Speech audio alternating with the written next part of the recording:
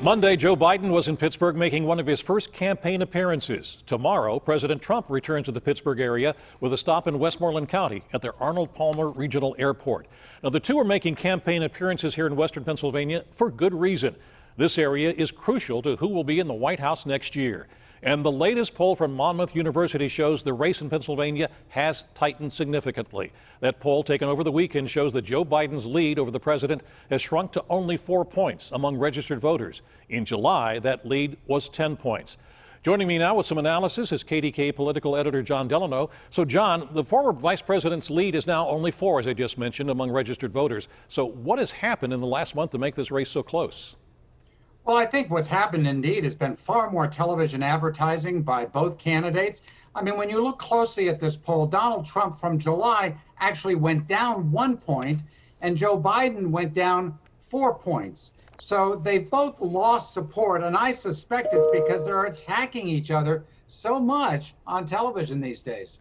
That could be it. But also, if you take a look at that poll, if the turnout on Election Day, along with mail-in balloting, is high, Mr. Biden will still carry Pennsylvania, but by only 3 points, according to this poll. And if voter turnout is low, he wins by only 1. So does it appear now that Pennsylvania is firmly in that toss-up column? Absolutely, no question about that, Stacey. We are definitely toss-up. Let's remember, if Joe Biden wins by 3%, he's winning by a landslide, because Donald Trump won this state by 0.7%. It was that close, and there's no question that this state is very much up for grabs. That's why they're here so much. In fact, they're tripping over each other. They're both going to be in Shanksville on 9/11 on the same day. So it's clear that they know that Pennsylvania is important. And frankly, a lot of folks I talk to in both campaigns tell me that it's as western Pennsylvania goes, so goes the state. And basically, southwestern Pennsylvania is that critical. It's really amazing. Of the years you've been covering this, I don't think it's ever been seen as that critical until this time. Now, I think you're right. This poll also takes a look at the congressional races in the state. And similar to the presidential poll, Democrats have a 3-point lead among registered voters. But when that turnout is applied, that the lead shrinks to 2 if it's a high turnout, and down to 1 if it's a low turnout. You want to comment on this? Well, you know, the fact is that these races, this kind of a measurement is a so-called aggregated poll across the state of Pennsylvania. We've got 9 Republicans and 9 Democrats, so naturally it's going to be even. The question is what's going to happen in individual congressional districts.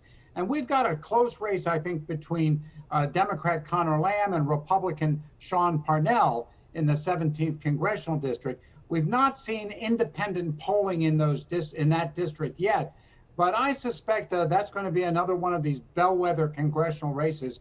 We've already seen ads on TV. We're going to see a whole lot more in the weeks ahead. We'll take a look at the national poll for just a second. Quinnipiac released its poll this afternoon, John, and it shows that the vice president maintains, and this is among likely voters, a 10-point lead over President Trump. But again, that's a national poll, and that can be compared to Pennsylvania. Things are really different. Well, that's right. And these national polls really don't count for much, because what carries the day is winning states. And you can rack up big margins in California and New York, a Democrat could, and still not win the presidency. The example, Hillary Clinton. She won by, 3.5 million votes in the popular vote. So it's these state races that are very critical. And Pennsylvania, you know, if you don't win Pennsylvania as a Democrat, you're not going to get elected president. And it's really as simple as that. Both candidates know it. And I think that's why we're going to see a whole lot more of them in the weeks ahead. All right. Always interesting. Thank you, John Delano.